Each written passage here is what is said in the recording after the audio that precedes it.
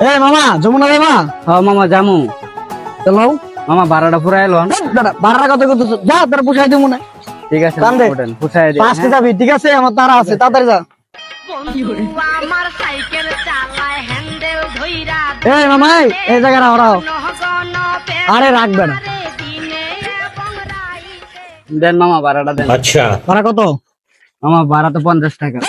কে 50 টাকা রংবাজি লাগাইছস না, এলাকায় এই জায়গা থেকে 50 টাকা ডিসকে কি নতুন চালাস নাকি টাকায় মামা নতুন চালাই না তো। তোমার রিস্কা মিস্কা সবকিছু পয়রা দেবো দিবেন মামা, আমার গো ভাড়া 50 টাকা। আবার কথা কয়। অন্য জনের জিজ্ঞাসা করেন মামা।